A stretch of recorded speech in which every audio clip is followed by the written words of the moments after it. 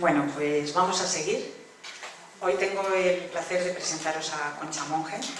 Sinceramente yo la he conocido hace 15 minutos y no ha defraudado en absoluto las expectativas. Nos va a hablar de robótica. A mí la parte de robótica me encanta. Yo creo, fijaros, que además es un tema de superactualidad. Todos leemos en los periódicos que si los robots nos van a quitar los puestos de trabajo. Yo digo, anda, a lo mejor sale el robot que limpia y cocina. Entonces me puedo dedicar de verdad a estudiar otra serie de cosas que me interesan más. Bueno, la verdad es que en la charla vamos a abordar los principales retos de la robótica y la automatización y sus principales influencias en el mundo futuro. Hablaremos de robótica humanoide, social y asistencial y también de la automatización en los sectores más importantes de la sociedad. Y todo ello con un denominador común: la investigación desarrollada por el Grupo de Investigación Robotics Lab de la Universidad Carlos III de Madrid. Para ello contamos con Concepción Alicia Monge Michalet, a quien doy las gracias en nombre del Ateneo y del Ayuntamiento, por supuesto, por haber aceptado la invitación a acompañarnos hoy. Es investigadora en robótica y profesora titular de la Universidad Carlos III de Madrid. Doctora por la Universidad de Extremadura en 2006. Actualmente desarrolla su labor investigadora en el Grupo Robotics Lab de la Universidad Carlos III. Ha colaborado activamente con centros de investigación internacionales de Estados Unidos, Francia y Alemania y dirige actualmente varios proyectos que versan sobre el desarrollo de robots asistenciales. Estos no es R2D2, ¿no? Mira que me cae bien a mí esto. Trabaja desde hace más de una década en torno al robot humanoide Theo. Os aconsejo que le veáis en internet porque es guapísimo. Es un robot bípedo, de verdad que es espectacular, de tamaño y peso humano, concebido como un robot asistencial que permite la mejora de la calidad de vida de las personas. Este trabajo le ha permitido recibir los siguientes premios. Premio de Excelencia en la Investigación de la Universidad Carlos III 2018. Premio Mujer y Tecnología de la Fundación Orange 2018. Premio a Mejor Científica Contemporánea, Selección Española de Ciencia en 2017. Un reconocimiento otorgado por la revista de divulgación científica QO en colaboración con el Consejo Superior de Investigaciones Científicas CSIC. Ha trabajado como asesora científica de la película Autómata, producida y protagonizada por Antonio Banderas. Su pasión por la música, que además también ahí tenemos un punto en común, toca la batería, le ha llevado a trabajar con la cantante Rosana en la adaptación al inglés de su canción Buenos días mundo. Concha es además una científica muy comprometida con la visibilidad del papel de la mujer en la ciencia y la tecnología, la docencia universitaria y la divulgación científica, siendo actualmente colaboradora en la sección de ciencia del programa de radio de Julia en la Onda, con Julio Otero en Onda Cero. Tengo que deciros que cuando la llamé por teléfono, la escribí y luego la llamé, no nos conocíamos y desde el primer momento, según le conté, oye, mira, estamos haciendo estas jornadas, tenemos especial interés en traer mujeres y en dar a conocer a las próximas generaciones que no pasa nada por hacer ciencias, que son carreras preciosas. Desde el primer momento dijo sí, yo creo que no habían ni mirado la agenda de si podía y dijo yo voy. Así es que muchísimas gracias, Concha, todo tuyo. Y a mí me gustaría preguntarte un tema, y es que en mi época se hablaba de androide y ahora se habla de humanoide. ¿Hay diferencia o qué es? ¿Por qué? Así es que te cedo el micrófono y todo tuyo. Gracias. Muchas gracias. Bueno, muchísimas gracias por venir. Oye, esto se ha llenado, ¿eh? Genial. No sé si casi que lo hago desde aquí, ¿no? Mejor que subirme arriba, ¿no?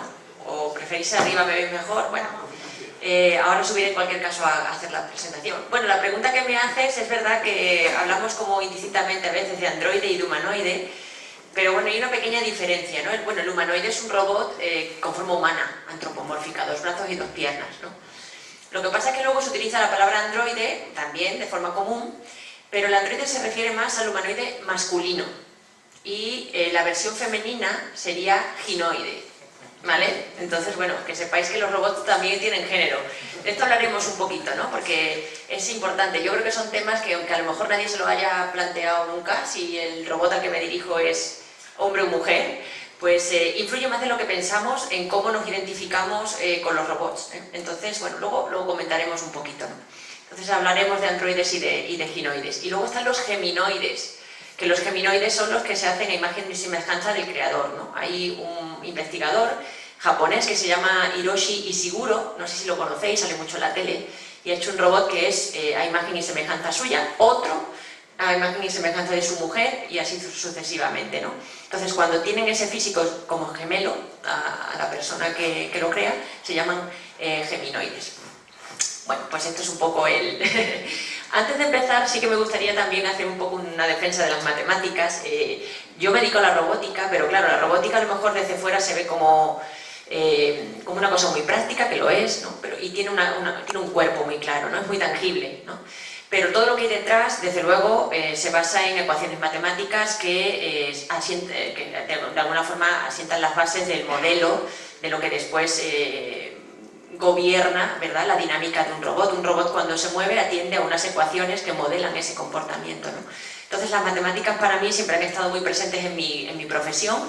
En la robótica son imprescindibles, como en cualquier ciencia.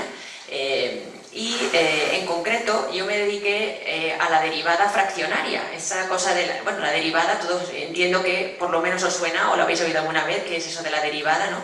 Es una operación matemática que además tiene un sentido físico. Algunas otras no lo tienen, pero la derivada lo tiene, ¿no? La derivada mide el cambio, es una cosa maravillosa. Llevamos la derivada en el bolsillo todo el rato, ¿no?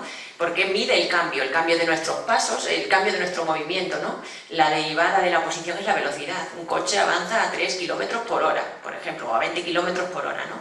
Ese cambio es lo que me lo da la derivada, ¿no? Entonces es una cosa tan bonita, ¿verdad? Bueno, pues todo mi trabajo de tesis se centró en la derivada fraccionaria.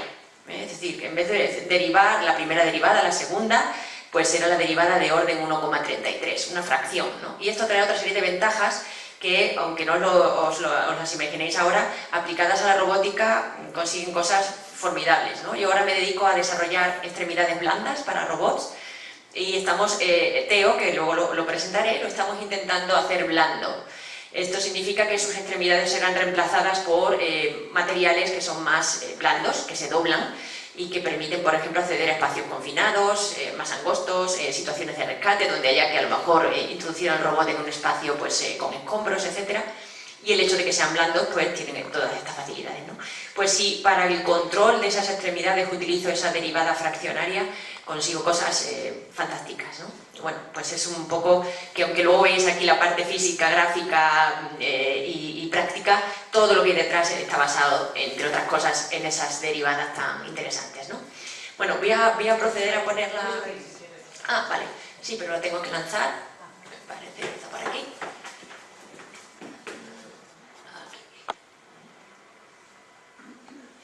Aquí va. Bueno, yo... voy a entenderlo. Un segundito. Aquí. Bien. Yo quiero hablaros de robótica desde el prisma de mi grupo de investigación, que es donde nosotros desarrollamos los robots. Me gustaría que, aunque luego haya espacio para preguntas y demás, de verdad que me interrumpáis si tenéis al hilo de lo que yo voy diciendo alguna cuestión o alguna aclaración, o no estáis de acuerdo con lo que yo diga, ¿no? Porque así es mucho más enriquecedor. Oírme durante un rato, al final pues a lo mejor te cansa un poco, ¿no? Entonces, libremente os invito a que de verdad intervengáis y en el momento podamos establecer un debate si es necesario y os interesa, ¿vale? Bien, yo trabajo en un grupo de investigación que se llama Robotics Lab. Robotics Lab es un grupo de gente estupenda, eso es, la realidad es esa. Yo creo que es fundamental que el trabajo en equipo se dé, porque si no es imposible alcanzar metas, sobre todo en una tecnología como esta, la robótica tan difícil, ¿no? Entonces es fundamental que trabajemos en unión, ¿eh? Esto no lo hace una sola persona metida en un laboratorio sin ayuda de nadie, ¿no? Y para eso además el grupo tiene que estar bien avenido y que de verdad todos empujemos hacia el mismo lado, ¿no? Y esta es la gran suerte de este grupo de investigación, al que yo llegué hace 12 años, ya estaba más que establecido y más que asentado. Yo tuve la gran suerte de que a mí las herramientas, siempre lo digo, se me han dado, ¿no? Hay tantas mujeres por ahí. Una vez cuando me entregaron un premio me decían, bueno, el reto, ¿cuál ha sido? Y digo, bueno, si es que en realidad a mí me lo han dado hecho, ¿no? O sea, yo he llegado a un sitio donde nadie cuestionó que yo no lo pudiera hacer. Me dijeron, pues, oye, si tú vales, adelante. Nadie cuestionó que no pudiera o que no quisieran que yo lo hiciera, en fin. Y bueno, pues yo lo que supe es aprovechar esas herramientas que se me dieron, ¿no? Y este grupo tenía muchas de estas herramientas, tenía financiación, tenía un puesto reconocido a nivel internacional además, y entonces, bueno, pues es mucho más sencillo trabajar desde ahí que desde cero, ¿no? Entonces, bueno, aquí, bueno, pues no me voy a enrollar mucho, es un grupo pequeñito, aunque veáis ahí que hay 80 miembros, pero muchos de estos miembros son transitorios. Tenemos muchos doctorandos, gente que hace las tesis, gente que hace sus proyectos sus trabajos fin de máster, sus trabajos fin de grado. Son alumnos que cuando terminan se van, ¿no?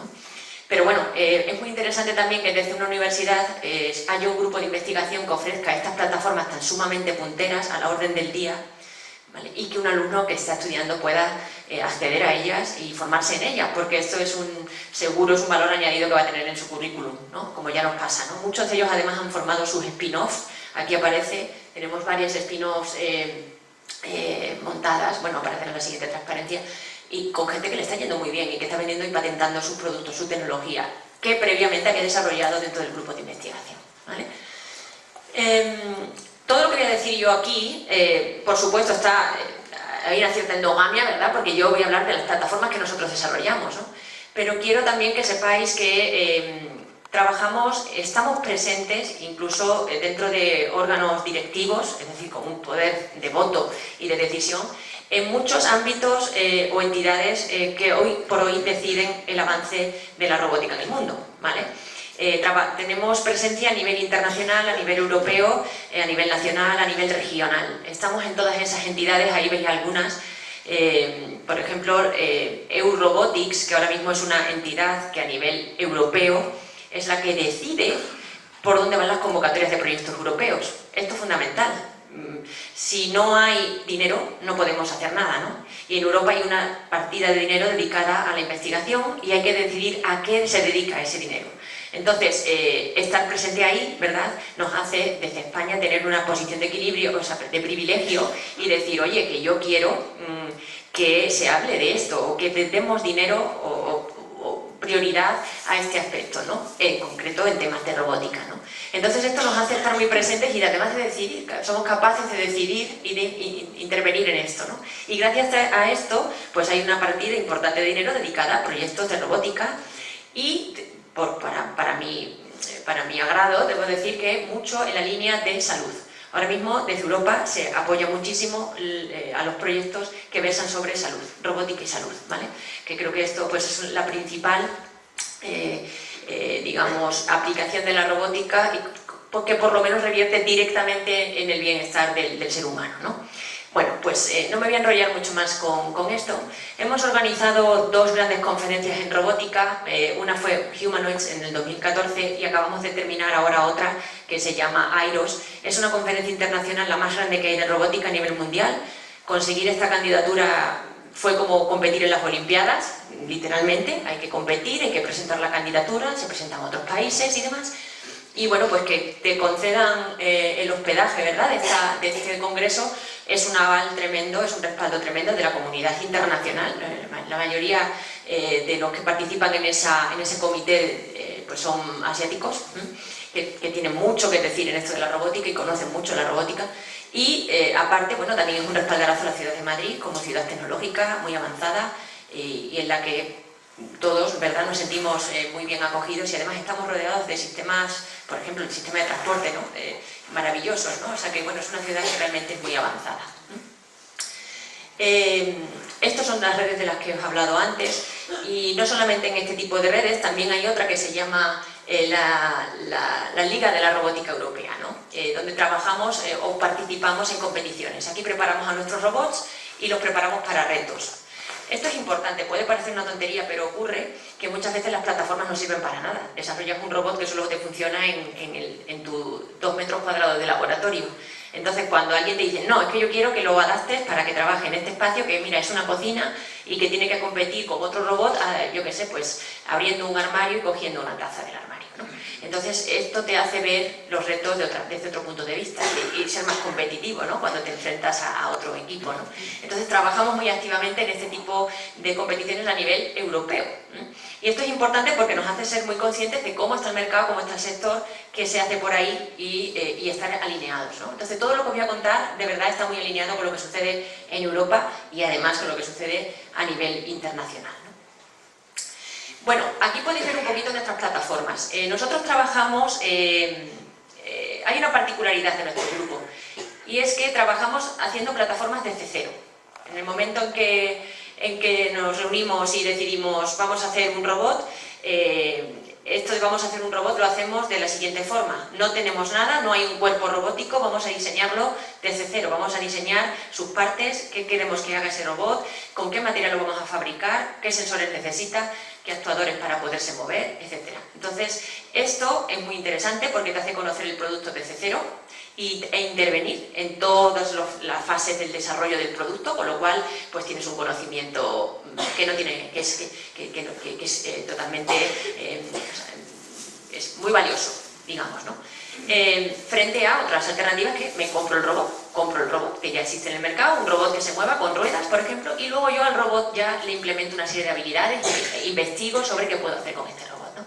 Nosotros no trabajamos así, trabajamos con plataformas desarrolladas por nosotros desde cero, ¿no? Y esto nos da, pues ya os digo, un valor muy concreto y muy específico, y entre otras cosas nos ha permitido, gracias a esta plataforma que veis aquí, que se llama Robot Humanoide RH, que es el anterior prototipo, anterior a Teo, pues nos ha permitido estar posicionados dentro de la robótica humanoide, entre los poquísimos centros de investigación que ofrecen un robot humanoide desarrollado desde cero, ¿no? Hay muy pocos, y muy pocos que funcionen bien, luego lo veremos. Entre otros, pues el nuestro también tiene muchas limitaciones, ¿no? Pero bueno, ahí estamos trabajando en mejorarlas, ¿no? También tenemos, por ejemplo, otro robot, Maggie, también lo veremos ahora, luego en vídeo, que es un robot social, ¿no? Entonces, todas estas plataformas están concebidas de forma que determinadas aplicaciones, de las que hablaremos también luego, pues se puedan suplir, ¿no? Poder cubrir unas determinadas aplicaciones que son realmente necesarias para la humanidad, ¿no? Para la sociedad, ¿no? Y bueno, aparte de todo este desarrollo de sistemas robóticos desde cero, luego también trabajamos muchísimo en automatización. La robótica industrial es la más extendida, ¿verdad? Todos conocéis cómo un brazo robótico interviene en una fábrica de coches, en las alas de los aviones. Por ejemplo, nosotros damos formación a los empleados de Airbus y a los empleados de, por ejemplo, Peugeot Citroën, ¿no? Hasta hace muy poquito estábamos yendo allí a las instalaciones de Peugeot para formar a los empleados y contarles cómo se manejan esos robots que ellos utilizan para hacer coches, ¿no? Y darles los conocimientos para que, oye, pues en caso de algún problema con el robot sean capaces de sacarlo de la zona de error o reprogramarlo si es que les dejan, porque ahí las responsabilidades están muy acotadas, ¿no? Etcétera, ¿no? Y lo mismo pasa con Airbus, ¿no? Que están cada vez apostando más por la industrialización, que es tan necesaria, ¿no? Claro, al hilo de esto sí que me gustaría comentaros alguna cosilla respecto al tema del trabajo, ¿no? Es verdad que nosotros vamos a ir a esa planta y claro, el que la empresa decida automatizar un proceso implica que va a dejarlo de hacer ese proceso un humano, que es el que trabaja en esto, ¿no? Yo, por ejemplo, he hablado con personas que hacían soldadura, remachaban en el ala del avión, pues en determinados puntos tenían que ir soldando, es un proceso relativamente crítico, desde luego agotador y con una responsabilidad tremenda, ¿no? Y muy agotador. El ala de un avión no es un ala de una mariposa, imaginaros, ¿no? Pues es enorme y, bueno, pues exige un refuerzo físico tremendo, ¿no? Y estaban encantados, la realidad de verdad era que estaban encantados de que esa parte la supliera un robot, porque para ellos era agotadora, ya deja de ser enriquecedora de alguna forma, ¿no? Y encima les alivia muchísimo de la responsabilidad, ¿no? Entonces, ¿qué hace esta empresa? Esta empresa lo que hace es formar al empleado. Le da un curso de robótica para que entiendan qué va a hacer ese robot que los va a sustituir en esa tarea concreta, para que además esté como a modo supervisor de ese robot, entienda que si falla lo puede reprogramar, lo puede corregir, ¿no? Y le enseña a entenderse en el idioma del robot y a cambiar su comportamiento en caso de que sea necesario, ¿no? Entonces esto es fundamental, yo creo que la formación es fundamental para afrontar la industrialización. Es la única manera de que profesionales se puedan quedar sin trabajo, la forma de alguna forma, reubicarlos en el espacio de trabajo. Otros muchos, desde luego, se van a quedar fuera del sistema laboral, está clarísimo, esto es así. En la transición siempre va a haber puestos de trabajo que van a ser aquellos que son más, si queréis, mecánicos, repetitivos y que no requieren de tanta creatividad o de tanto conocimiento, ¿no? Sino simplemente una destreza manual. Esto muy posiblemente lo haga un robot, si no lo hace ya, pues lo hará en breve, a lo mejor dentro de 2 años, ¿no? Entonces, bueno, pues yo creo que aquí hay que plantearse qué sistemas debemos establecer para solucionar el problema, pero claramente la formación es el principal y ya no esperar solo a hacerlo en el puesto de trabajo, sino hacerlo desde la cuna, ¿verdad? A los niños que empiezan ahora hay que formarles en el lenguaje computacional, que es tan importante como el lenguaje nuestro, el lenguaje matemático, porque es el lenguaje de las máquinas y aparte te ayuda mucho a estructurar tu mente y hay otra serie de ventajas, ¿no? Entonces esto es fundamental que lo hagamos desde ya y hay que concienciarse en eso, ¿vale? Bueno, dicho esto, trabajamos muchísimo en esto, la parte de industrialización. Hemos trabajado con empresas como Dragados, por ejemplo, y ahora estamos teniendo una serie de proyectos europeos en los que ¿qué hacemos ahí? Pues, por ejemplo, inspección de túneles. Montamos a nuestro robot en un camión y en una grúa y entonces pues, el robot móvil va inspeccionando las paredes del túnel y detecta si hay una grieta. Y en caso de que haya una grieta, la repara, por ejemplo, ¿no? Otro proyecto importante es el de las tuneladoras. Ahora Madrid, vamos, lo que es mi calle está absolutamente levantada porque están poniendo unas tuberías ahí, están levantando toda la calle, es un desastre, atascos. Bueno, pues es un proyecto donde, pues con una tuneladora muy pequeñita, una cosa así, de este diámetro, pues lo que conseguimos es hacer el agujero y guiarla por la ruta que tenga que seguir y llegar al extremo final y sacar la cabeza de la broca, ¿no? Y por ahí canalizar. Pero son micro perforaciones entendidas en comparación con las que se hacen ahora, que son a lo grande, ¿no? Entonces, bueno, pues en este tipo de proyectos tenemos un éxito bastante considerable y trabajamos a nivel europeo y posiblemente en el futuro esta tecnología estará patentada y, pues, por suerte, sufriremos mucho menos el problema de las obras a la magnitud en que lo sufrimos ahora mismo en Madrid y en otras ciudades, ¿no? Esto un poquito a lo que nos dedicamos, bueno, pues automatización y robótica. Yo voy a hablar hoy fundamentalmente de robótica y conforme vaya contando un poquito los prototipos a los que nos dedicamos, pues sacaré algún tema a colación que creo que puede ser interesante resaltar, ¿no? Tenemos 8 laboratorios, porque claro, cuando a mí me preguntan muchas veces niños y niñas que qué tienen que hacer para estudiar robótica. Y entonces, claro, ¿qué carrera es la que tienen que elegir, no? Y esto no tiene una única respuesta, porque la robótica es multidisciplinar. Entonces la robótica no es solamente una cosa a la que yo me dedico, sino que me dedico a una parte de la robótica. La robótica implica que tienes que conocer cómo se diseña mecánicamente un robot. Hay diseño mecánico, ahí hay un mecánico. Además tienes que conocer cómo se programan trayectorias de caminata, cómo se programan movimientos de un brazo. Ahí hay programadores, hay ingenieros electrónicos que deciden pues cuáles son esos circuitos que dejan pasar la energía y permiten que el robot se mueva. Hay físicos, porque interviene mucho la dinámica del movimiento y ahí el físico tiene mucho que decir. Hay matemáticos, porque luego hay un mogollón de ecuaciones que hay que programar y sintetizar, ¿no? Hay de todo. Hay hasta artistas que diseñan la carcasa del robot de manera que es empático y demás, como hemos tenido el caso, ¿no? En fin, que dependerá de qué te quieras dedicar dentro de la robótica, el que hagas una rama u otra de la ingeniería o de las ciencias, ¿no? Entonces, y esto viene a resumir lo que aparece en esta transparencia, ¿no? Que tenemos 8 laboratorios porque hay tantas aplicaciones de la robótica y enfrentadas, es decir, tantas perspectivas, que finalmente pues necesitamos tener laboratorios especializados en cada una de esas partes, ¿no? Y bueno, pues tenemos laboratorios industriales, ahí veis los robots industriales, no sé si se ve del todo bien, pero eso es un brazo de robot. Estos robots son todavía incluso más avanzados que los que vemos en Airbus o en Peugeot, ¿vale? Y muchas veces pues estos alumnos se benefician de poder aprender con este tipo de robots que en pocos sitios existen. Tenemos hasta 5 robots de este tipo, de distintas marcas, de distintas casas, y esto permite una formación tremenda a los alumnos nuestros, ¿no?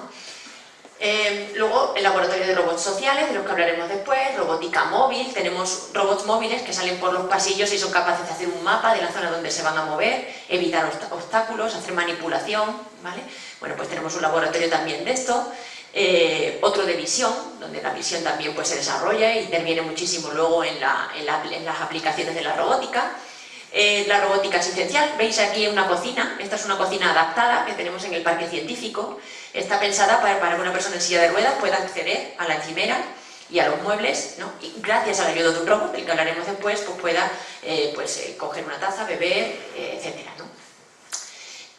Robots humanoides, ahí veis a Teo que se ve un poquito irregular, pero ahora lo vamos a ver mucho mejor. Está, como veis, tiene una grúa que lo sostiene, porque bueno, pues Teo es un prototipo muy caro que ha costado muchísimo, ya no es el dinero, es el tiempo que lleva este prototipo, y bueno, pues siempre es mejor hacer la prueba primero con la grúa y luego ya si eso pues le quitamos la grúa, porque ya tenemos malas experiencias con eso, ¿no? Y bueno, y este laboratorio de aquí, automatización industrial, esto es una maravilla porque emula una planta de producción.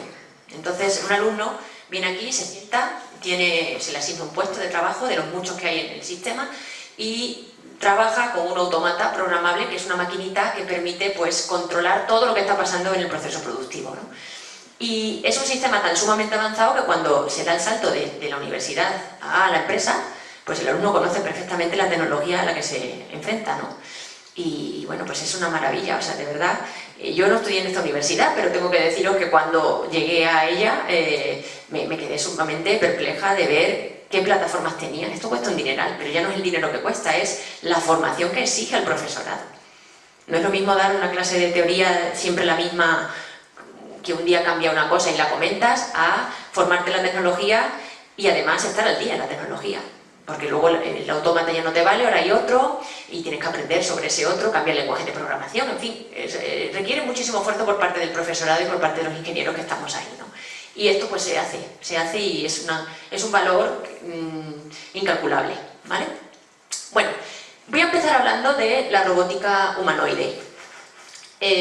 Hablaré de la robótica humanoide, hablaré de robótica social, robótica asistencial y exoesqueletos. Son para mí 4 bloques que creo que son importantes, son aplicaciones muy claras de la robótica ahora mismo a nivel mundial y hablaremos a raíz de eso de otras cosas. Bueno, este sí que tiene sonido, pero es solo un trocito. Voy a si no a quitar el sonido para que no haya interferencias. Un segundito. A ver. Lo bajo por aquí. ¿Dónde está aquí el volumen?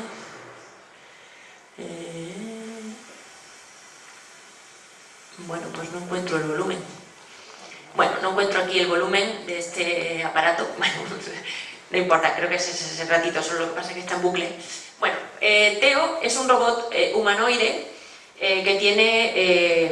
hacer un robot humanoide es una cosa muy complicada, como creo que os podéis imaginar, ¿no? El humanoide tiene una particularidad que no tienen otros robots, que es bípedo. Tiene dos patas, ¿no?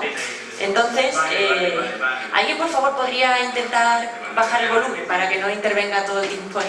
Vale, gracias. Hacer un robot con 2 patas, con 2 piernas en este caso, pues es muy complicado porque la caminata, algo que parece tan fácil en un humano, ¿verdad? Que estamos más que acostumbrados a caminar, pues es algo muy difícil de implementar en un robot, ¿no? Y además los robots humanoides de hoy en día, pese a que pueda parecer que están muy evolucionados y que llegan a todos los lugares, pues son realmente pues no es así, ¿no? De hecho no están presentes, por ejemplo, cuando hay una catástrofe, ¿no? No van a rescatar al humano en un terremoto, ¿no? Van otro tipo de robots que a lo mejor funcionan con ruedas o con el sistema de un tanque, etcétera, ¿no? Pero no un humanoide. Entonces, claro, el afrontar el desarrollo de una plataforma de estas desde cero es muy complicado, muy, muy, muy complicado, ¿no? Para nosotros el principal reto es el de la sensorización y la actuación del robot. Fijaros cómo funciona un robot, da igual que sea bípedo o que sea social o que sea como sea. Para empezar tenemos que tener sensores, ¿no? Vamos a pensar en el humano. El humano necesita un sistema sensorial para percibir lo que pasa a su alrededor, ¿no? Para ver si hace frío, si hace calor, si alguien me empuja, si me estoy desequilibrando en mi caminata. Esto lo necesito, ¿no? Entonces, eso es fundamental que lo tenga la plataforma. Y, claro, no se trata de que yo ponga un sensor en el pecho y que si me giro, el sensor detecte que me estoy girando, ¿no? Es que hay otras muchas cosas que intervienen en el equilibrio, no solamente esta medida puntual del equilibrio. Puede venir alguien a empujarme, ¿por qué no? A lo mejor con la visión, con la cámara que tengo, que tiene el robot, puedo detectar en base a lo que percibo del entorno si me estoy también desequilibrando, ¿no? Hay muchos sensores y lo que hay que hacer es implementar muchos e integrar toda esa información, ¿no? Nosotros tenemos una cosa maravillosa que es la propiocepción. ¿Habéis oído hablar de propiocepción? Eso se trabaja mucho en pilates y en yoga, ¿no? Y es el sentido del equilibrio, ¿no? Muchas veces vamos andando y sin mirar una puerta abro la puerta. He cogido la manilla y la he abierto. ¿Cómo? Si no la he mirado. Porque tengo una percepción absoluta de lo que es mi posición con respecto al entorno, ¿no? Entonces yo sé que aquí tengo esto y me puedo sentar sin mirarlo. ¿Por qué? Porque tengo una idea de que esto está relacionado con mi cuerpo en posición de esta manera, ¿no? Y esto es la propiocepción, es como una intuición de lo que pasa a mi alrededor, sin mirar, sin verlo, sin percibirlo de forma visual, ¿no? Pues conseguir esto en un robot, que es lo que le permitiría estar equilibrado siempre, imaginaros si no requiere de sistemas sensoriales, muy difícil, ¿no? Ese es el primer gran cuello de botella, los sensores.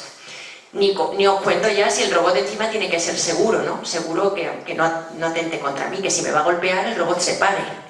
Para eso tiene que, una vez que me golpea, detectar dónde ha sido el golpe y parar, ¿no? Entonces si el robot no tiene esa malla de sensores, esa piel de sensores que ya existen, que lo recubra, es muy difícil que se entere de si se ha golpeado o no. El robot es una cosa tonta, ¿no? La tengo que hacer inteligente yo, ¿no? Con sistemas, ¿no? Bueno, ese es el primer principal escollo, pero luego aparte está el del procesamiento. Y una vez que percibo, proceso la información, ¿no? Y entonces digo, pues estoy en equilibrio, no lo estoy, hace frío, hace calor, ese tipo de procesamientos, ¿no? Para eso necesito unos computadores muy avanzados, que tengan una gran capacidad de cómputo, que resuelvan operaciones muy rápidamente y que almacenen además muchísima información, porque yo tengo que almacenar toda esa información. Luego veremos qué tipo de información es la que almaceno en función de qué tipo de robot. Teo, que camina, lo que tiene que hacer es almacenar fundamentalmente posiciones de información sobre su posición. ¿Cuál es su posición? ¿A qué velocidad se está moviendo? Si quiero mantener ese equilibrio, ¿no?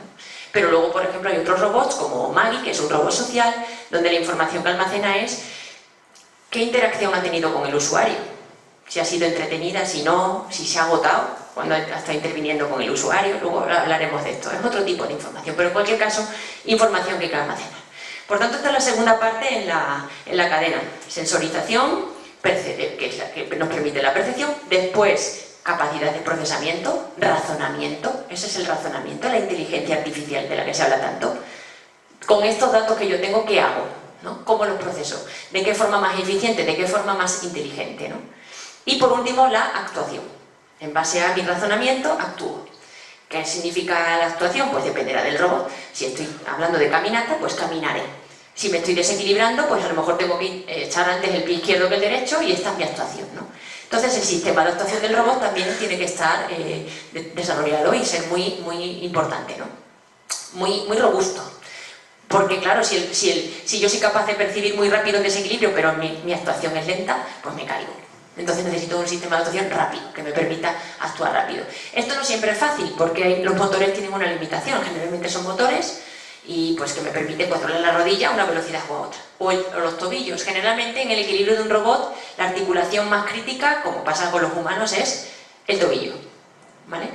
Entonces los tobillos tienen que, primero, soportan todo el peso del cuerpo, con lo cual esos motores tienen que ser muy potentes y muy robustos, y sufren mucho además cuando están moviéndose. Y tienen que ser muy rápidos, porque si no, pues me caigo, ¿no? Entonces, no se trata de movernos tanto, un movimiento muy grande, sino de un movimiento muy rápido, a lo mejor es micro, ¿no? Hay una cosa en esto del movimiento del equilibrio, que siempre la comento porque me parece muy curioso, cuando vamos en el metro, que no nos podemos sentar y vamos con, ¿no? Que nos movemos para todos lados. Hacéis esta prueba. Porque muchas veces, vamos, si vamos agarrados a la barra no hay tanto problema, ¿no? Pero si nos soltamos de la barra ya nos cuesta mucho y nos movemos como muy disparatadamente así bruscos, ¿no? Si hacéis la prueba y simplemente con un dedo, en la barra de arriba, tocáis la barra, solo tocarla, no agarrarla, la tocáis, el hecho ya de que sepáis que está la barra ahí, y simplemente tocando la barra, os digo que no tenéis que casi ni moveros ni mantenéis el equilibrio, ¿vale? Y ahí se demuestra que con pequeños movimientos podemos mantener el mismo equilibrio que haciéndolo de forma exagerada, ¿no? Es muy curioso, esto es la propiocepción de la que os hablaba antes. Es súper curiosísimo, pero de verdad hacedlo que os va a sorprender, ¿vale? Bueno, todo esto, estos tres bloques, percepción, interpretación o razonamiento, inteligencia y actuación son los que hacen que un robot humanoide de este tipo pues sea muy difícil de conseguir, ¿no? Pues porque hay cuellos de botella en cada una de las partes y entonces el robot pues va a actuar más o menos lento, sus reflejos van a ser pues también lentos, etcétera, ¿no? Y bueno, pues aquí veis, perdona que se ha movido a Maggie, aquí podéis ver esa, bueno, pues esa actuación que es un poquito lenta. ¿Qué hace Teo? Teo es capaz de hacer habilidades como la del robot camarero, como veis ahí. Tiene una bandeja y sobre la bandeja soporta una serie de copas o de elementos, ¿no? Esto que parece tan sumamente sencillo es algo muy complejo, pues porque Teo tiene que saber cómo se están desequilibrando las copas en la bandeja y corregir ese movimiento, ¿no? Entonces, bueno, esto implica que tengo que sensorizar mucho el robot, tiene que tener un sensor en la muñeca que le diga cuánto pesa y hacia dónde se desvía el peso, pero también la cámara también detecta la botella y ve si la botella está en vertical o se está inclinando, ¿no? Entonces todo esto requiere una serie de... es una habilidad bastante compleja de programar, ¿no? Que se entienda esto, porque muchas veces vienen a ver al humanoide y nos preguntan que qué hace y no les resulta suficiente cuando les enseñamos esto, les parece una tontería en general a la gente y es absolutamente complejísimo, ¿no? Otra tarea que realiza es la del robot planchador, que lejos de ser una actividad autómata, como aquellos autómatas de nuestros abuelos, ¿verdad? La planchadora, la cosedora, que siempre hacen lo mismo, es un mecanismo que siempre hace lo mismo, pues no tiene nada que ver, es una habilidad muy compleja, porque es capaz primero de detectar que la prenda está doblada, desdoblar por donde haya que desdoblar la prenda, identificar la arruga, reconoce que hay una arruga en toda esa maraña de tejido, ahí está la arruga, ¿vale? Y una vez que la ha detectado es capaz de llevar la plancha y planchar con una presión determinada sin que queme la prenda, etcétera, etcétera, ¿no? Esto que para nosotros es como coser y cantar, pues no lo es para el robot. Toda esta habilidad es muy compleja de desarrollar. Por eso va lento, en el fondo hay muchos procesamientos que se tienen que hacer ahí y bueno, pues a día de hoy pues todavía no va lo suficientemente rápido, pero bueno, pues plancha, ¿no? Entonces, todos estos retos son los que entrañan la robótica humanoide hoy en día.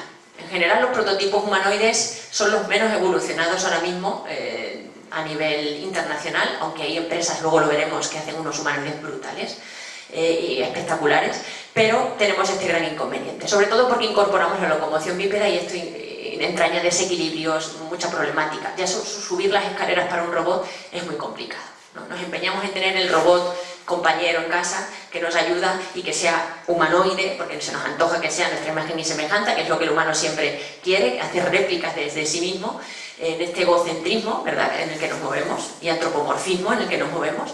Y bueno, pues esto tiene una serie de problemáticas y yo soy partidaria de que no apostemos tanto por tener al humanoide en casa, sino por un robot o por varios robots, hacerlo distribuido, ¿no? Si hay varias plantas, pues un robot por planta, no hace falta que uno suba la escalera, ¿no? Y pues que tengan la forma antropomórfica necesaria para hacer la tarea concreta a la que estén destinados y nada más, ¿no? Porque si no va a ser mucho más lenta la introducción de esta tecnología en nuestras viviendas, ¿no? Bueno, pues este es Teo. Generalmente ocurre con Teo que, bueno, Teo se llama Teo porque viene de Task Environment Operator, es un operador en entorno de tareas. Teo, es verdad que es un nombre masculino, pero en realidad Teo es una máquina, Teo es un operador, no operadora, es un operador, ¿vale? Entonces, bueno, sí que es cierto que cuando la gente lo ve, pues lo concibe como un robot de género masculino, aparte su nombre es también masculino, aunque no signifique lo que parece, y por otro lado también su voz, es una voz de máquina, es una voz como si fuera una computadora, bueno, y tiene más quizás relación con el género masculino que femenino, ¿no? Entonces ocurre que ha habido veces que hemos tenido visitas de gente y nos dicen que parece que nuestra robótica es un poco sexista, ¿no? Porque el robot Teo está dedicado a hacer tareas como es fortachón, ¿no? Como que es, claro, es el robot que hace tareas colaborativas, es capaz de transportar una tabla con el operario, está pensado para hacer tareas quizás más relacionadas con el hombre, vamos a llamar, frente a nuestro robot social que se llama Maggie, que es femenino porque su voz es femenina, pese a que es un hombre, luego lo contaré, tampoco viene o tampoco tenía en esencia inicialmente ese carácter de género, pero bueno, al final sí que es verdad que lo tiene. que es un robot social y que se dedica a hablar con el usuario. Es muy social, tiene esa dote social que es mucho más, que hoy en día se relaciona más con algo femenino que con algo masculino, ¿no? Pero quiero deciros que en esto del género nosotros no trabajamos basándonos en el género del robot. El género del robot es verdad que es inevitable asignárselo, porque nosotros hablamos en masculino y en femenino. Hablamos de él, la, o sea, para el lenguaje, para empezar, es necesario, ¿no? Entonces es fundamental que cuando nos referimos a un robot queramos saber si me tengo que referir a él como él o como la. Simplemente ya por corrección del lenguaje, ¿vale? Pero más allá de eso, y más allá del nombre del robot, y más allá de que tenga voz femenina o masculina, en las funcionalidades no ejercemos ningún sesgo sexista, porque, bueno, ahí tenéis a Teo planchador, ¿vale? Y en cualquier caso son habilidades que luego podemos importar a otros robots. Trabajamos con habilidades que luego importaremos a otros. Hablo de esto porque ahora se está creando una tendencia o una línea, que no creo que esté mal, ¿eh? Hay que valorar cómo influye el género del robot, en cómo nos relacionamos con los robots y en cómo a lo mejor, a través del uso de la robótica, potenciamos ciertas actitudes y comportamientos pues machistas o sexistas, ¿no? Eso pues puede ser. En Japón, por ejemplo, hacen robots femeninas que se dedican pues a recepcionista o a cantar, que es el mismísimo prototipo, el mismísimo, en su versión masculina, con la única diferencia que le ponen una falda rosa y le ponen una peluca, pero el prototipo es el mismo. Sin embargo, el prototipo hombre pues se dedica a conducir un coche, a hacer operaciones de rescate, a trabajar en una fábrica abriendo puertas y moviendo carga, y es la misma plataforma. Sin embargo, a la hora de presentar a la robot femenina, la presentan en este tipo de contextos. Entonces, bueno, pues ahí hay una crítica, ¿no? Y bueno, y luego por no hablar de la robótica sexual, ¿no? Que ahora está tan de moda. Hay muchos robots sexuales, si tenéis curiosidad os invito a que los conozcáis. Y claro, evidentemente la gran mayoría de ellos son con forma de mujer, porque bueno, pues el negocio está sobre todo ahí, ¿no? Y bueno, pues se está generando ciertas polémicas con esto del género, e incluso ya hay fabricantes que lo que hacen es que dotan a ese robot de un modo de funcionamiento que es anti-abuso, ¿no? Que si el prototipo nota que hay una acción violenta contra el propio prototipo, se niega a seguir funcionando, ¿no? Entonces aquí se abre también la cosa de si esto puede potenciar o no. Incluso hay gente que piensa que a lo mejor puede ser muy apropiado, por ejemplo, tenerlos en cárceles, ¿no? Para que los violadores, de alguna forma, o para evitar violaciones en las cárceles. Oye, pues esto es un tema que a lo mejor ahora mismo no tenemos una idea clara, ¿no? Pero que a lo mejor hay que plantearse, ¿no? Porque ¿qué puede pasar? Que a lo mejor sí, que sirva para terapia de personas que tienen estos problemas, ¿no? Que son violadores, o a lo mejor lo que hacemos es precisamente todo lo contrario, potenciar la actitud, ¿no? La patología de esta gente, ¿no? Entonces, bueno, todo esto se está hablando ahora mucho. El uso de la robótica es tan amplio que llegaremos también a esto. Ya estamos hablando de esto, de hecho es una realidad. Y bueno, pues por esto quería comentaros un poquito, ¿no? Teo frente a Maggie. Esta es Maggie, es el robot social. Maggie, bueno, en el vídeo no se oye, pero vamos, Teo, o sea, Maggie es capaz de hablar contigo, tiene una conversación contigo, te responde, canta, te da el tiempo, si se lo pides, lee los prospectos de medicamentos que le pasas por la nariz, los detecta y automáticamente dice frenador, no sé cuánto, tal, tienes que tomar tal, ¿no? O te vale para tal, ¿no? Te lee el correo, está muy pensada para jugar con el interlocutor, ¿no? Es además muy adecuada para, y lo estamos ahora desarrollando, ese tipo de proyectos para interacción con personas con Alzheimer, con niños con autismo. Es decir, este tipo de trastornos, si se quiere llamar así, ¿no? Está claro, está demostrado que el uso de este tipo de plataformas ayuda a la persona a empatizar. La persona empatiza con el robot y esto le hace mejorar en este tipo de problemática, ¿no? que tienen, ¿no? Maggie tiene sus sensores. Aquí por ejemplo aparece David, que le está haciendo cosquillas y ella se ríe y se ríe, ¿no? Aparte baila y bueno, se le enciende este LED de la boquita, que mientras habla, pues a modo coche fantástico, pues se le enciende la boca y va hablando, ¿no? Y parpadeas. Cuando interacciona con niños, ahí lo veis, pues es una cosa impresionante. Los niños lo primero que preguntan es, ¿pero es un robot o es una robot? ¿Es una niña o es un niño? ¿No? Los niños. Y luego ya pues se ponen a bailar con el robot, haciendo exactamente lo mismo, le siguen, juegan como si fuera un niño más. Es impresionante. Los niños para nosotros son un factor muy importante, son unos usuarios muy importantes, porque el niño te dice lo que piensa sin cuestionárselo. Entonces, y en la interacción un niño va a ser mucho más receptivo que a lo mejor una persona más adulta que a lo mejor por timidez, ¿verdad?, pues no se atreva a interaccionar con el robot porque ya lo considera una máquina de una manera mucho más abierta, mientras que el niño pues actúa y ahí nos hace ver dónde están las limitaciones de Maggie y hacia dónde tenemos que ir, ¿no? Bueno, Maggie, por tanto, tiene una inteligencia emocional, que es lo que vengo a decir aquí, ¿no? Porque Maggie tiene la capacidad de emular emociones. Hablo de emular porque Maggie no tiene emociones, ¿vale? Un robot no tiene emociones. Puede parecer que las tiene, ¿no? Emula la emoción, ¿no?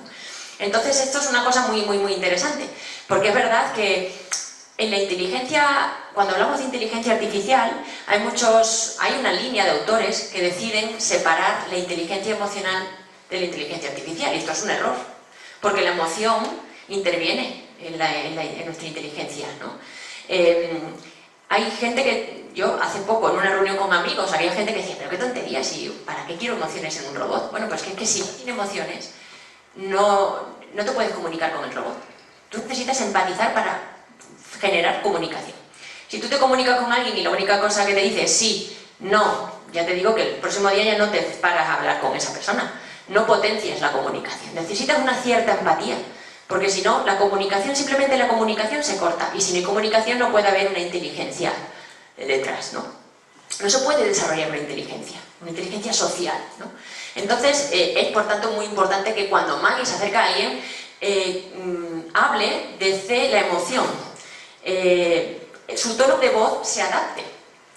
Y si, por ejemplo, está interviniendo con ella una persona que le hace moverse mucho y que baile, le pide que baile y que cante y le hace cosquillas y ahora quiere jugar a las 3 en raya y luego te da y ponme ahora la tele y tal. Si en esta media hora de interacción has usado muchísimos recursos de Maggie es consciente de eso porque tiene unos sensores que es lo que miden esa interacción, pues Maggie se va a mostrar mucho más jovial.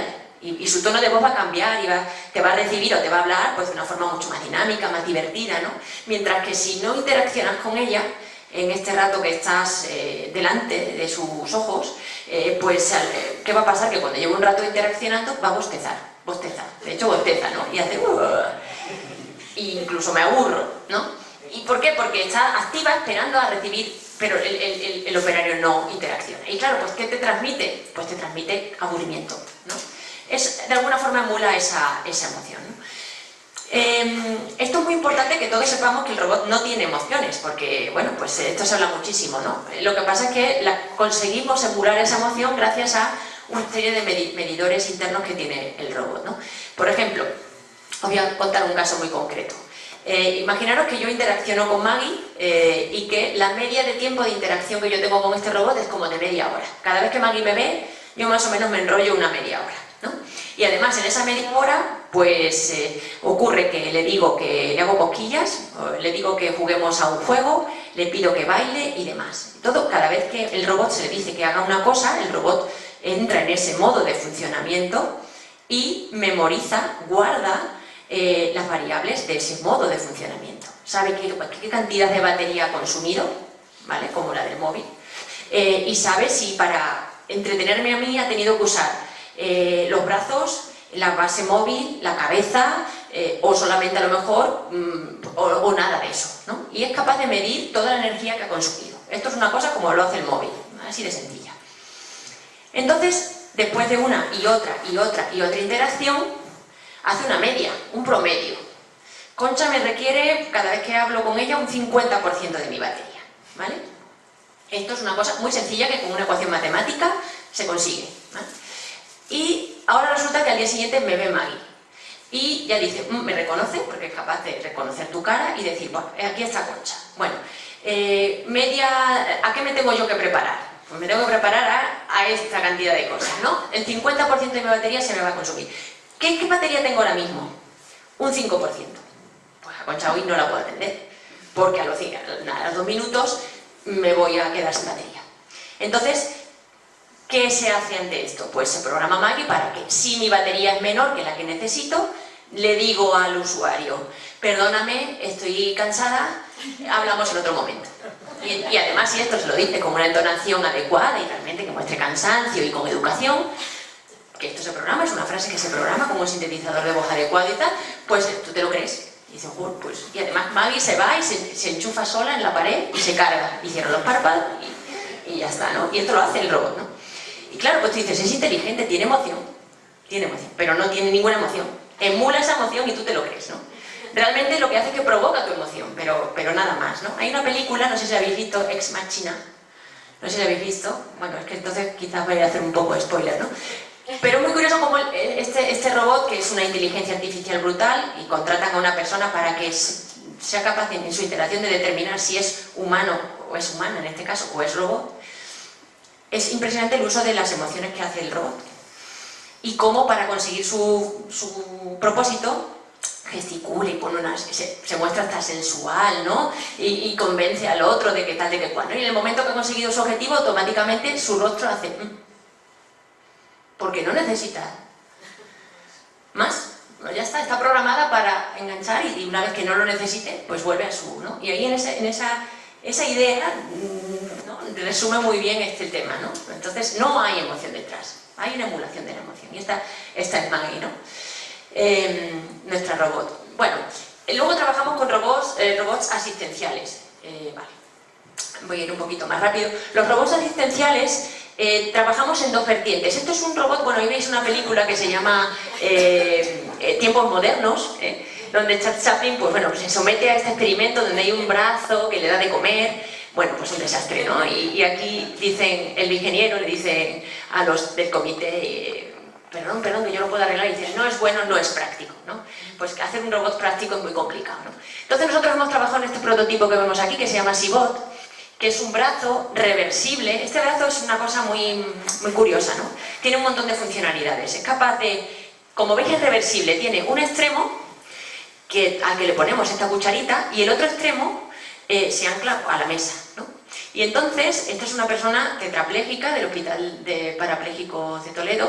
Es un experimento real donde se hicieron pruebas con este robot en varias ocasiones, ¿no? Entonces, la ventaja que tiene Asibot es que yo lo puedo anclar a mi silla de ruedas y viene conmigo en la silla y desde ahí pues me puede ayudar a agarrar un vaso y darme de beber, o después voy a mi cocina adaptada, el extremo que está libre se ancla, se engancha a la encimera y el que está en la silla de ruedas se suelta, como es reversible, ¿verdad? Y ahora lo que antes era la base, ahora es el extremo. Y es capaz de escalar por la cocina, acceder a los muebles, etcétera, etcétera, etcétera, ¿no? Bueno, esto es un prototipo muy anterior a lo que tenemos ahora, que todavía está en desarrollo, pero desde aquí podemos concluir muchas cosas. La primera de todas es que cuando esto se aplica a una persona que realmente tiene una discapacidad, tus expectativas absolutamente se hunden, porque claro, para ti el robot es suficientemente seguro, tú lo pruebas y te sientas en la silla de ruedas y ves que se te acerca y no tienes ningún problema y lo ves seguro y crees que cualquier usuario pues, va a poder querer, siquiera ya no hacer, sino querer hacer las pruebas que tú les planteas, ¿no?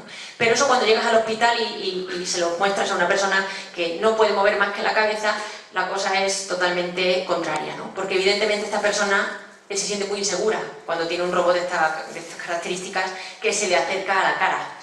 No puede salir de una situación de peligro porque no tiene capacidad de moverse, ¿no? Entonces hubo ciertas pruebas que no las quisieron hacer los usuarios, había una que era afeitarse y no la quisieron hacer, yo tampoco la hubiera hecho en cualquier caso, ¿no? Pero otras como pues dar de comer, lavar la cara de alguna forma, ¿no? Incluso había una chica que también se ha probado con una chica con Parkinson, pero un Parkinson muy fuerte, ¿no? Para maquillar, ¿no? Entonces, bueno, pues se han hecho ciertas pruebas de usabilidad del prototipo, de satisfacción de usuario y bueno, no han estado mal, pero de ahí hemos sacado muchos datos, ¿no? ¿Cuál es el gran reto de este tipo de robot? Por supuesto, la seguridad, que estén sensorizados por todos los lados, que le tosa al robot o le sople, detecte por dónde le estoy soplando y pare, ¿vale? Que además, ya no que solo pare, sino que tenga un modo de funcionamiento que sea que se llama adaptativo, ¿no? Que de repente reduzca su velocidad de una forma muy suave, ¿no? Que yo le toque y casi que baile con mi tacto, ¿no? Estos ahora se utilizan mucho en fábricas. Ya no olvidémonos de estos robots enjaulados que trabajan solos, que nos dan un golpe y nos matan. Ahora ya trabajan en nuestro mismo entorno de trabajo, son los cobots, robots colaborativos, que son como esto, pero mucho más sensorizados, ¿no? Y ya son una realidad en las fábricas, ¿no? Entonces los tengo trabajando conmigo, no necesito vallas, porque son suficientemente seguros para esto. Bueno, pues ese lado es muy importante, y luego que sean muy ligeros para podérmelos llevar en la silla sin que sea un peso extraordinario que yo tenga que arrastrar con ellos, ¿no? Y luego también dentro de la robótica asistencial hablamos de exoesqueletos. Los exoesqueletos, a diferencia de estos que son externos, son robots vestibles, nos los ponemos, ¿no? Ahí veis un caso, también es de este hospital, y es un exoesqueleto de codos. Una persona que ha tenido un ictus y ha perdido movilidad en el brazo, entonces se utilizan para rehabilitación. Y lo que tenemos es un prototipo que te lo vistes a través de esta codera de aquí, perdón, de esta hombrera, pues se ata al hombro y no pesa nada, de verdad. A lo mejor ahí parece una cosa más aparatosa, pero casi no pesa, y te lo puedes vestir y entonces se programa para hacer un movimiento de rehabilitación, ¿no? Que por suerte pues son movimientos lentos, no requieren que el robot funcione muy rápido, porque si no tendríamos que tener una actuación mucho más rápida. Esto implica motores mucho más pesados, más energía, y ya no solamente es lo que pesa, que eso es totalmente contraproducente para una persona que tiene un problema de movilidad, no le puedes poner una máquina que pesa más de lo que es capaz de soportar, sino también el tema del ruido. Tener una máquina que todo el rato está así, pues estas personas además tienen en esta fase de su vida, de su problema, generalmente vienen con depresión porque han tenido un cambio de vida brutal, se sienten inválidas absolutamente, entonces pues hay que desde todos los puntos de vista tener todo esto en cuenta, ¿no?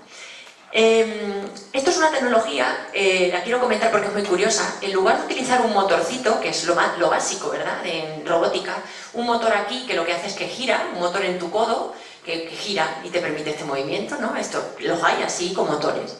Aquí decidimos no hacer eso. ¿Por qué? Porque un motor aquí pesa en el codo y ya, bueno, suena, que esa es otra cosa, ¿no?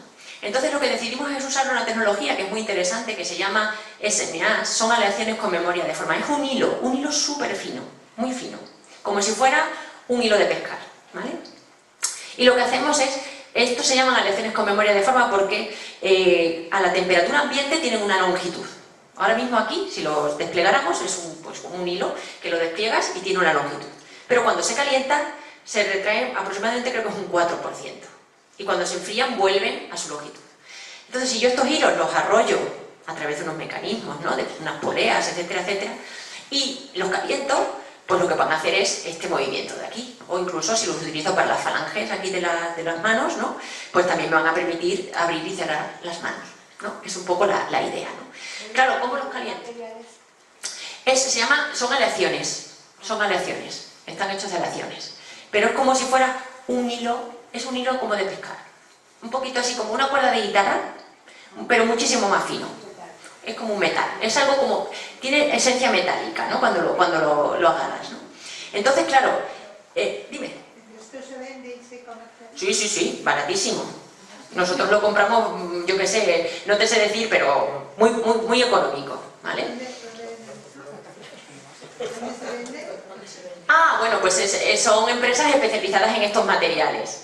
Vale, pero si lo buscas en internet te salen un montón de empresas. La materia prima es muy barata. El problema está en cómo controlo yo eso, claro. Porque ¿cómo lo caliento? Bueno, pues se calienta dándole electricidad. Si yo hago pasar una corriente, lo caliento y se recoge. Y es lo que hacemos. Ahí estos hilitos que veis aquí, bueno, no los veis, pero están por aquí, lo que hacen es calentar o dejar de calentar. Entonces cuando calientan, el hilo se retrae y mecánicamente, por el diseño que tiene el sistema, hace que el brazo tuerza, o sea, se doble. Y cuando se están enfriando, el brazo cae. ¿Qué pasa? Que calentarlo lo caliento muy rápido, pero enfriarlo tardo más, ¿no? Porque la inercia térmica del material pues, hace que sea más lento. Entonces, muchas veces en la bajada es mucho más lento. Pero si diseño un mecanismo antagonista, que calentándolo por otro lado haga el movimiento contrario, pues ya tengo la misma velocidad por un lado y a otro, ¿no? Esto la ventaja que tiene es que no suena, no pesa y además lo podemos injertar en tejido, de manera que podemos, de hecho ya lo estamos haciendo, en una especie de maillot de ciclista, y tú te lo pones y está por dentro lleno de estos hilos. Claro, cuanto más hilos, más dificultad de control, ¿no? Pero bueno, es la idea. Y entonces pues es una cosa que no pesa y es portable y te da movilidad de una forma muy poco invasiva, ¿vale? Y esta es la gran ventaja. Estos un poco son los 4 tipos de robótica que yo quería contar, porque son las que se están desarrollando hoy en día a nivel internacional, son las que están presentes en la sociedad, y que de alguna manera también se llevan, se retratan, ¿no?, en las películas, ¿no? ¿Cómo de lejos estamos de esos robots de las películas? Muy lejos, ¿no? Pero de alguna forma toda esta tecnología aparece en la ciencia ficción. La ciencia ficción no solo se realimenta de nuestra labor como científicos, sino que además nosotros nos realimentamos de las ideas que aparecen en las películas, ¿no? Porque en las películas se retratan anhelos de la sociedad siempre y por tanto no es nada peregrino cuando es algo recurrente, ¿verdad?, que en las películas siempre aparezcan robots que tienen una serie de características, que son inteligentes y tales, porque queremos realmente que existan y por tanto el hombre va a funcionar desarrollándolos, ¿no? Va a actuar hacia ahí, ¿no? Curiosamente, como anécdota os cuento que cuando estábamos trabajando con los SMAs, con estas aleaciones, estos hilos, pues tuve la gran suerte de colaborar de asesora en la película de Autómata, que va de robots, ¿no? Es una evolución de los robots en un punto del tiempo muy cercano aquí, y bueno, pues hay un momento en la película donde hay una autopsia, se le hace una autopsia a un robot y el director de la película quería que salieran líquidos en la autopsia, ¿no? Y decía, ¿pero por qué va a tener un robot líquido? Tal. Y yo dije, pues mira, lo puede tener por una razón, porque si todo su mecanismo de actuación, su sistema de actuación está basado en estas aleaciones, una de las cosas que se hace para que enfríen más rápido es sumergirlas en aceite, ¿no? Porque el aceite pues, evita que esa latencia térmica sea tan grande, ¿no? Y digo, entonces, pues evidentemente puede llevar un líquido refrigerante que mantenga la temperatura a unos niveles adecuados para que se mueva suficientemente rápido. Esto luego no sale en la película, pero, oye, pues uno dice, pues mira, pues no, estoy dentro de que es una invención, pero tiene un sustento riguroso, ¿no? Basado en lo que científicamente se está haciendo hoy en día, ¿no?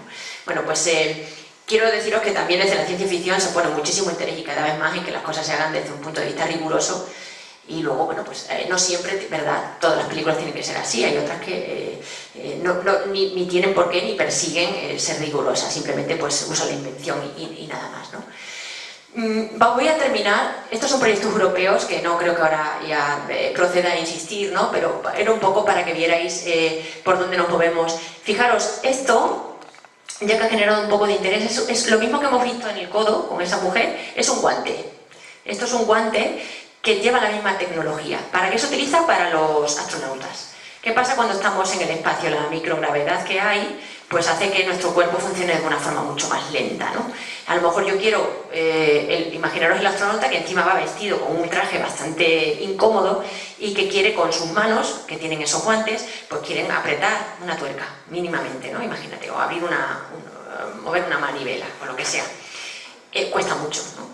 Entonces, para tareas de manipulación, lo que se hace es que se utilizan estos guantes que tienen estos hilos, de manera que pues estos hilos ayudan a que el movimiento sea mucho más rápido, ¿no? Y mucho menos esforzado, ¿no? Y otra cosa que no he dicho, esto puede programarlo el ingeniero en cuestión para que hagan ese movimiento siempre, pero aquí evidentemente no van a estar programados, ¿no? Es un poco la intención del usuario la que determina hacia dónde se tienen que mover. Y eso se hace también. Tenemos un sistema que se llaman EMG, son sensores que detectan la intención de movimiento del músculo. Te lo pones en la piel, ¿vale? Y a partir de ahí, si tú intentas hacer un movimiento de contracción, detectan que el músculo se está contrayendo y determinan, por tanto, hacia dónde te quieres mover, ¿vale? Porque el músculo no relaciona lo mismo en este movimiento que en este otro. Entonces, si tú haces ese esfuerzo mental de mover ese músculo, el sensor lo detecta y automáticamente la plataforma se mueve en esa dirección y te ayuda a ti a moverte, ¿vale? Y eso es lo que hacemos aquí también, ¿no? O sea que toda la parte sensorial también se introduce. Bien, pues aquí tenía yo un poco una transparencia de cómo formarse en robótica, pero bueno, no es ahora el caso. Este vídeo muestra un poco el punto en el que estamos en robótica humanoide. Para aquellos que piensan que el robot humanoide nos va a reemplazar ya en las labores cotidianas, esto es un challenge, esto es un concurso de hace 2 años, es uno de los más potentes a nivel internacional, donde compiten las mejores plataformas humanoides del mundo. Las mejores y las únicas, o sea, están aquí. Como veis, la locomoción falla continuamente, ¿no? Yo os digo que esto es una competición muy seria donde están los mejores equipos del mundo, ¿no? Entonces, bueno, pues cuesta muchísimo, ya no solamente que caminen y que suban y bajen escaleras, ¿no? Sino incluso cuando además tengo que integrar manipulación. Aquí, por ejemplo, este grifo que se tiene que acercar el robot y girarlo, pues algunos, como este, está haciéndolo a 4 metros más allá del grifo. No ha percibido bien dónde está el grifo, ¿no? Y entonces está abriéndolo aquí, ¿no? Bueno, pues esto después de tantísimos años, este es japonés, uno de los más avanzados, y fijaros lo que acaba de hacer, ¿no? Entonces, muchísimos años de trabajo, cuando lo sacas del laboratorio, que esto pasa, pues te encuentras con que no funciona, ¿vale? Bueno, también hay algunos que funcionan, pero bueno, esto es una cosa representativa, algunos los hacen, pero los que lo hacen además tardan muchísimo tiempo en hacerlo, muchísimo, ¿no? ¿Hacia dónde vamos realmente? Hacia lo que hace esta empresa. Estos son Boston Dynamics. Hemos tenido la gran suerte de que el CEO de esta empresa ha venido al congreso de humanoides de robótica que hemos organizado. Se ha traído a uno de los robots cuadrúpedos que tienen, que es impresionante, el Spot Mini, os recomiendo que lo veáis en internet. Pero aquí veis el humanoide que tienen, es impresionante, ¿vale? Es capaz de andar por cualquier tipo de terreno, nieve, lluvia, rocoso, y de mantener el equilibrio, pero además que, de verdad, de una forma absolutamente humana. O sea, si veis cómo corrige el desequilibrio, es tal cual tú lo harías, ¿no? Que te agachas, ¿no? La intención del movimiento es una réplica prácticamente absoluta de lo que haría un humano, ¿no? Esto es sobrecogedor, ¿no? Fijaros, ¿no? Es que, de verdad, es impresionante, ¿no? Pero aparte de todo, también al robot se le empuja, se le hace que pierda su equilibrio, se le hacen muchas perrerías, ¿no? Que ahora lo vais a ver, ¿no? Y este tipo de vídeos, esta empresa los ha sido virales porque mucha gente se ha como quejado del maltrato que hace el usuario al robot en el vídeo. Porque, sí, pues esto es muy curioso, ¿no? Y como que empatizas, ¿no? Porque le haces, pues aquí lo veis que se mueve y tal, pero bueno, ahora aparece un hombre que le empuja con un bastón, que le quita la caja y le hace una serie de perrerías, ¿no? Y bueno, pues es muy curioso porque muestran que de una forma, porque hay muchas veces que pensamos que el robot va a ser tratado como una máquina ajena a nosotros, pero no es así, ¿no? Al final tenemos una cierta empatía con las máquinas que nos rodean, ¿no? Bueno, esto es impresionante porque no solamente lo consigue hacer, sino que lo hace en tiempo real, ¿eh? Esto, por ejemplo, nuestro robot no podría hacerlo. Tardaríamos solamente media hora para que se diera cuenta que la caja se ha caído prácticamente, ¿no? Bueno, es una forma de decirlo, pero es realmente impresionante. Pero bueno, este mismo prototipo da voltereta para atrás. O sea, de verdad, mirad en internet porque hay un mogollón de vídeos. Aquí he querido usar este. Fijaros cómo se levanta, no sé si por mi culpa no veis ahí, pero ahora hace así un movimiento que se levanta del suelo rápidamente, ¿no? Bueno, fijaros, ¿eh? O sea que es impresionante. Entonces, bueno, ahí sí. Sí, donde se puedan ver por internet, porque estos son de Estados Unidos. Sí, es Boston Dynamics, es una empresa, inicialmente tenía se escapa, se va. Claro que sí. Es una empresa que inicialmente tenía fondos militares, por eso avanzó tanto, evidentemente. Aquí la gran inversión siempre viene pues de las guerras y militar, ¿no? Fundamentalmente, y luego lo que pasa, la compró Google y ahora se ha vendido a otra la ha comprado otra entidad, ¿vale? Y así, ¿y dónde llegaremos? Bueno, pues llegaremos a lo que se refleja en películas como esta de Autómata. No sé si el vídeo va a lanzarse o no, a ver qué ha pasado, pero igual está cargando. Bueno, no es tan relevante, es la película esta que os decía de Antonio Banderas, donde, bueno, pues a ver, ¿qué ha pasado ahí? Porque antes funcionaba bien. donde se ven unos robots pues de película, ¿verdad? Totalmente de ciencia ficción, que se escapan totalmente a la robótica actual, con un grado de inteligencia que para nada coincide con la que podemos desarrollar hoy en día, pero a la que seguro pues que iremos, ¿no? En el vídeo es un vídeo del making of, con lo cual se ve claramente que el robot no es tal, que hay un marionetista detrás que mueva el robot, toda la magia se echa a perder en este vídeo, pero también era un poco la idea, ¿no? Que lo vierais. No sé si, dadme un segundito y con esto ya acabo. A ver si no sé por qué no va. Creo que se ha quedado... No, es que se ha quedado atascado. Bueno, se ha quedado, creo, bloqueado el ordenador. Demasiada robótica para... Ahí parece que ahora, a ver... Bueno, si no, ya luego lo ponemos. Y yo creo que pues hasta aquí, para daros un poquito también margen a preguntas y que podamos dialogar. Ya algunas cosas han salido. Y bueno, pues adelante, ¿sí? Oye, espera, perdón. Sí. Para que se escuche, como lo estamos grabando y luego lo pasamos a YouTube, tenemos, y además si nos toca compartir micrófono. Sí. Vale, para que se escuche la pregunta del público. Vale, pues voy para allá. No, espérate aquí, te vamos a pasar. Vale, perfecto. Gracias. Vale.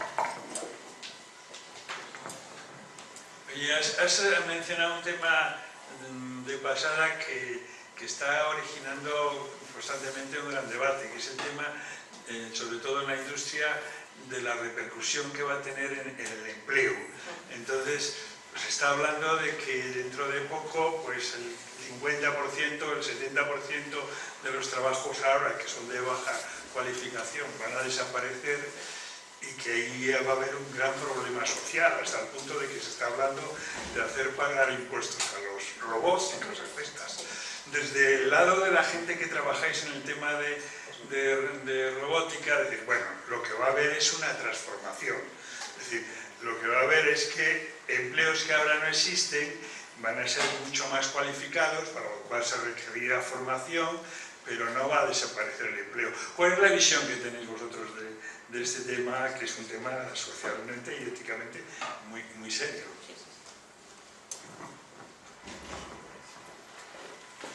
Muchas gracias. Muy interesante esta pregunta, ¿no? Bueno, nosotros lo primero, que desde nuestro punto de vista, que somos desarrolladores de robótica, entendemos muy bien las limitaciones de la robótica. Y creemos que esta idea, que no es la que tú planteas, ¿no? Pero que hay otros muchos que la plantean, de que mañana ya el robot nos va a aniquilar, nos va a hacer la guerra por nosotros, va a tomar decisiones y demás. Esto, pues estamos a años luz de que suceda, ¿no? Estamos muy lejos de que existan esas entidades robóticas totalmente asimilables a una entidad humana y que compita en la misma dimensión, ¿no? Pero sí que es cierto que estamos trabajando y que ya tenemos un nivel tecnológico importantísimo a nivel internacional y que hay alternativas tecnológicas que hoy en día suponen un riesgo para determinados empleos. Esto es una realidad. Mismo en el metro, hasta hace nada teníamos a la persona que te daba el ticket o que no, que comprabas el ticket de la cabina y que te atendía. Ahora ya no, es una máquina, ¿no? Entonces, evidentemente lo que ocurre es que sí que va a haber puestos de trabajo que desaparezcan. Y esto, quien diga que es lo contrario, pues miente, porque es la realidad. Hay trabajos que van a desaparecer, son los de baja cualificación, ¿no? Y esto hay que asimilarlo así, hay que asumirlo. Son un gran número, es un gran porcentaje, ¿vale? Pero fundamentalmente ese porcentaje afecta a ese tipo de trabajos, que son muy de mano de obra, rutinarios, repetitivos y que no aportan, digamos, una necesidad de conocimiento importante a la labor que se haga en el entorno laboral, ¿no? ¿Qué hacemos con estas personas? Difícil, muy difícil. Y más si tienen una determinada edad, porque la recolocación en el puesto de trabajo es muy complicada. Si no están formados en algo mucho más que requiera de otro tipo de conocimientos, ¿no? Entonces, esto es que hay que asumirlo así. Entonces habrá que pensar en qué se hace con estas personas, ¿no? Desde la empresa, que es la que va a automatizar sus procesos y que va a generar, por tanto, paro para estas personas, pues se tienen que barajar alternativas. Es verdad que no pensemos que introducir una máquina en el puesto de trabajo es tan fácil como que la pongo y quito al operario y ya. Eso es una falsedad total. Esa máquina tiene un proceso de asentamiento que requiere de una supervisión continua de un humano. Por eso, por ejemplo, en el metro sigue estando la persona que, si la máquina se ha tragado el ticket o si no funciona o si no sé qué, hace su función, ¿no? Entonces ahí hay que apostar porque las empresas mantengan y y formen a los usuarios en el uso de estas tecnologías, y que además yo creo que es muy positivo para esta persona que se mantiene, claro, otra cosa es que te quiten el trabajo, ¿no? Pero la que se mantiene dentro es mucho más gratificante el verte aliviado de estas tareas tan mecánicas y tan repetitivas, que mucha gente se deprime y tiene serios problemas de salud por dedicar jornadas laborales interminables a hacer tareas repetitivas continuamente, ¿no? Sin ningún tipo de repercusión y de nada, ¿no? Entonces, yo creo que es positivo que las máquinas nos alivien de esto, ¿no? Siempre y cuando consigamos redefinirnos dentro del puesto de trabajo, ¿no? Y esto es la empresa la que lo tiene que hacer. Y la empresa, si le va a costar dinero, no lo va a hacer. Entonces tiene que ser el gobierno, los gobiernos, los que digan, cuidado, esto hay que regularlo. No puedo permitirme que el tanto por ciento de la sociedad vaya a ir al paro porque no es rentable y porque ¿qué hago con estas personas, ¿no? ¿Cómo sobreviven estas personas, ¿no? Yo no sé cuál es la fórmula. Se habla de la renta universal, ¿no? Se habla de que, evidentemente, aquí hay dos vías. Una es la formación. Lo que no tenemos que permitir es que hoy en día, con una sociedad tan avanzadísima como la que tenemos, es que los niños de nuestra sociedad lleguen a la edad adulta sin tener conocimientos de nada. Que sean borregos absolutos de productos de una sociedad aborregada total, ¿no? Entonces hay que motivarles desde la cuna, hay que darles herramientas. Existen muchísimas herramientas ahora que permiten que los niños estimularlos, ¿vale? Y que aprendan el lenguaje computacional, a programar una máquina desde que tienen 3 años prácticamente, ¿no? De una forma jugando, ¿no? No estamos hablando de nada extraordinario, ¿no? Pero hay muchas formas de incentivar al ser humano y no hay que tenerle miedo a aprender y a ser más competitivos y a ser más inteligentes, a desarrollar nuestra inteligencia, que para eso está, ¿no? Y no es difícil, si lo hacemos desde pequeños no es difícil. Ahora, si al niño le damos el iPad y lo aborregamos, y que hay muchos padres que dicen, qué bien mi hijo que ya maneja el iPad desde los 6 meses, que mira, pues es un borrego. Si no conoce qué hay detrás, si no se interesa por lo que hay detrás, conoce el lenguaje de la máquina, al final la máquina le va a dominar a él. Vamos a tener analfabetos en manos de 3 o 4 que conocen la tecnología. Y eso no lo podemos permitir. Esa es la única vía de éxito en la automatización y la industrialización de la sociedad. Conocimiento. Porque desde el conocimiento yo puedo opinar y puedo intervenir. Esto no lo quiero porque a mí me va a venir mal. O esto tal. Porque si no, pues seremos borregos que hagamos lo que otros nos impongan, ¿no? Y no se trata de rechazar el avance tecnológico, porque tener claro una cosa, si no lo hacemos nosotros, que tenemos la capacidad de ser líderes, que ya lo somos, lo van a hacer otros. O sea que esto nos va a venir sí o sí. La industrialización, las máquinas en los puestos de trabajo, etc. Esto es una realidad. Y si no la queremos, da igual, nos la van a obligar desde otros lados, ¿no? Y otros van a decidir por nosotros y no podemos consentir eso tampoco. Queremos estar un poco a la cabeza, ¿no? Entonces la formación es fundamental. Y desde luego podemos tener una sociedad muy formada si queremos, porque tenemos la capacidad de estar formados, ¿no? Y luego, por otro lado, y muy importante, es esa gestión de los recursos. Si vamos a tener una producción tan sumamente elevada por el tema de que vamos a incluir la tecnología en el puesto de trabajo, evidentemente, si esa producción ahora va a ser superior, que por eso es por lo que tendemos hacia la tecnología, ¿verdad?, vamos a reservar una cantidad de eso para el bienestar de la sociedad, ¿no? Si hay una persona que en vez de 10 horas de trabajo va a realizar 5 porque la máquina le hace las otras 5, eso puede ser muy positivo, porque a lo mejor las 5 horas tuyas son mucho más creativas que no dedicadas a tareas tediosas, aburridas, y eso te puede hacer sentir muy bien en el puesto de trabajo, con lo cual eso puede ser muy positivo. El problema está en que, claro, tu jornada laboral se reduce, problema en el sentido de que cobrarías menos, porque trabajas menos horas. Tendrías muchas más horas libres, más calidad de vida, poder hacer vida familiar, dedicarte a tus hobbies, ¿no? Pero es verdad que tu jornada laboral se reduce. Por tanto, tu sueldo también se reduce. Pero si hay una superproducción, una parte de esa producción, de ese dinero, debiera revertir en la sociedad, ¿no? ¿Cómo? Oye, pues dándole formación gratuita a tus hijos. Pues lo formo. Desde el colegio yo le pago el colegio, le pago la universidad al niño, ¿no? Eso, ¿cuántos padres no trabajan solo para poder cubrir las necesidades formativas de sus hijos? Y se gastan un dineral en que hagan una carrera. Y trabajan para eso, fundamentalmente. Oye, pues si eso ya es un bien que la sociedad te garantiza gracias a esa industrialización, pues acojámoslo como algo muy positivo, ¿no? Y así sucesivamente. Pero claro, tiene que haber un gobierno que piense en una robótica o en una industrialización de todos y para todos. Entonces, y no es difícil, yo pienso que no es difícil. Si hay una superproducción, pues evidentemente se tiene que inyectar a la sociedad por otro lado. A lo mejor cobramos menos en cash, pero luego resulta que tenemos una serie de beneficios, sanidad, educación, etcétera, que por otro lado nos compensen mucho más, ¿no? Y seamos muchísimo más felices. Si la tendencia es cada vez a trabajar menos. Yo siempre lo digo, yo pienso en hace 2 o 3 generaciones, nuestros abuelos, que ¿no? Algunos, pues eso de picar piedra, jolín, pues si tuvieran la oportunidad de vivir ahora, posiblemente lo querrían, ¿no? Porque tendrían a lo mejor pues una vida mucho más, una calidad de vida mayor, ¿no? Y podemos hacerlo mejor todavía y sobre todo beneficiosa para todos, ¿no? Esa es la idea, ¿no? Pero claro, hay que apostar por, primero, la formación y segundo, por unos gobiernos que realmente piensen en todos. Porque si pensamos en el enriquecimiento de 3, que es un poco lo que sucede, pues tenemos la sociedad que tenemos ahora mismo, ¿no? Pero hay una cosa, y con esto concluyo, a mí me da mucha rabia cuando se dice, no, que ahora resulta que vamos a tener que estudiar todos unas carreras de ingeniería complicadísimas. Primero, no es verdad, pero segundo, ¿qué problema hay por eso? ¿Por qué nos creemos incapaces de afrontar una formación así? Pues no, lo que pasa es que hay que afrontarla desde pequeños y motivarnos adecuadamente desde pequeños, que desarrollemos nuestras destrezas, que tenemos muchas. Esto va a contribuir a hacer una sociedad mucho más libre, mucho más feliz, mucho más contenta consigo misma, evidentemente, más creativa y mucho más competitiva. Vamos, pienso yo. No creo que para nada beneficie que alguien pase los días y los días y los días sentado en un sofá viendo la tele y sin nada más que aportar.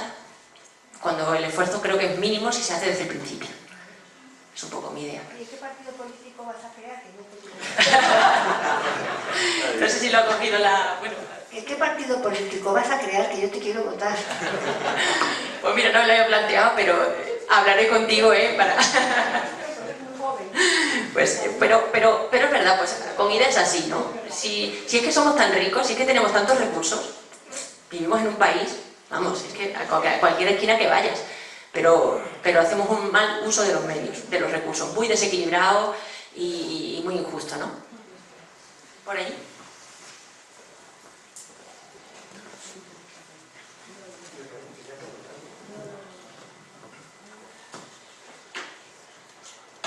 Quería saber sobre las derivadas fraccionarias, cómo se operan. Y otra pregunta es, creo que no se ha hablado aquí del aprendizaje de los robots. Y el robot puede aprender. Sí.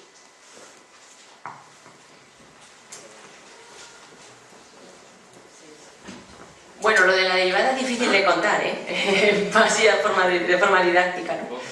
Pero es muy curioso porque una idea, la derivada, como os comentaba antes, tiene un sentido físico, mide la variación de cambio, mide el cambio de un parámetro.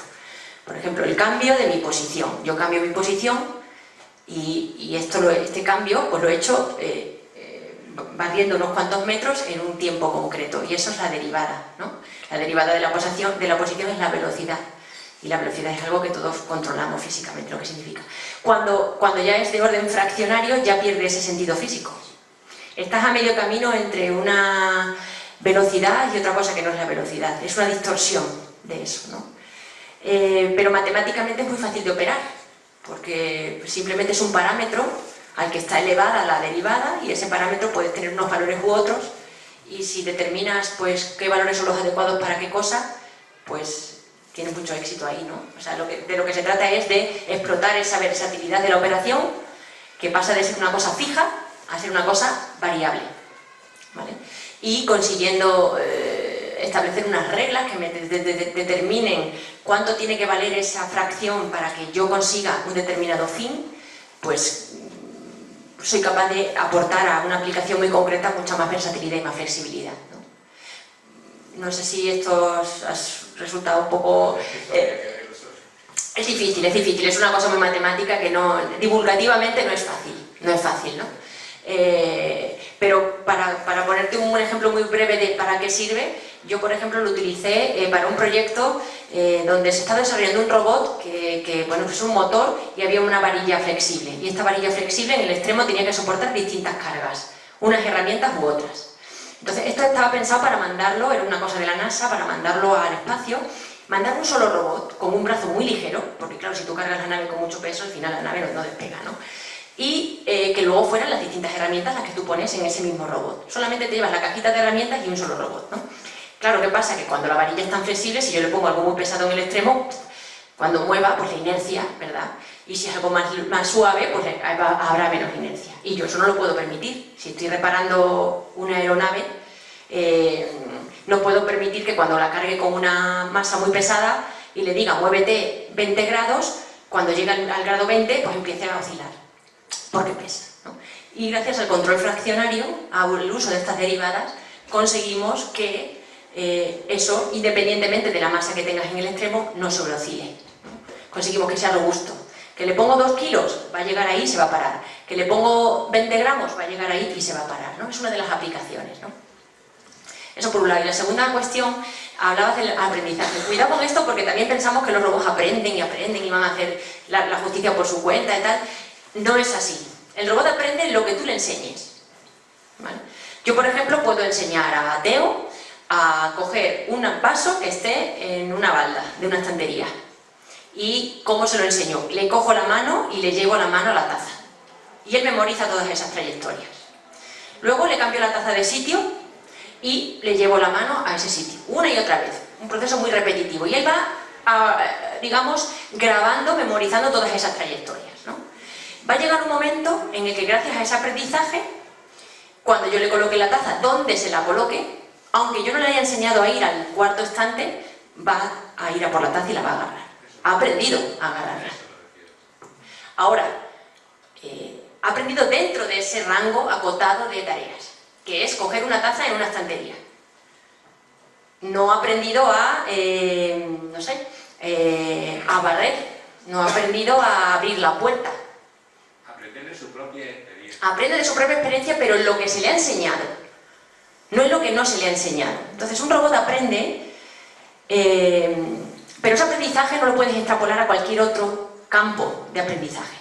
Te digo, es esto, ¿no? La taza la coge, pero la puerta no la abre porque yo no le he enseñado a abrir la puerta.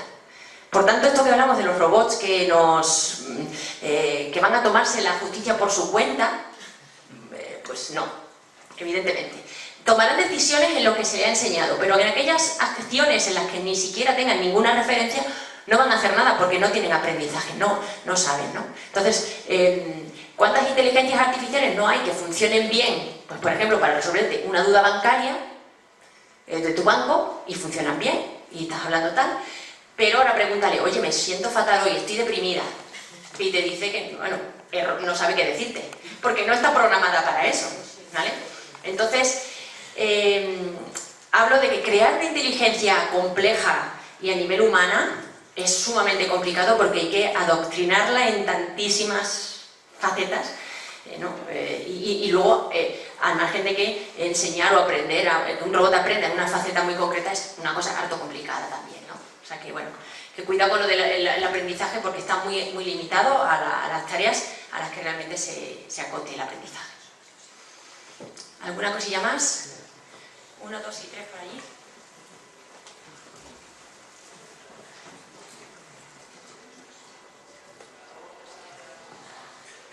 Se ha hablado de 8 laboratorios, me imagino que están dentro de la universidad. Si están dentro de la universidad, primero, ¿cómo pueden abarcar o cómo pueden estar en tantos sitios? Se ha hablado de una fábrica de coches, después de un montón de sitios. Eso es una cosa. Y después una cosa social y política es que por una parte la sociedad dice que hay que tener X niños, o sea que para que esto siga funcionando tienen que haber tantas personas, o sea, tiene que aumentar la población. Y sin embargo, o sea, cada vez van a ser a pesar de los pesares, van a ser necesarios menos gente. Es una contradicción, nada más.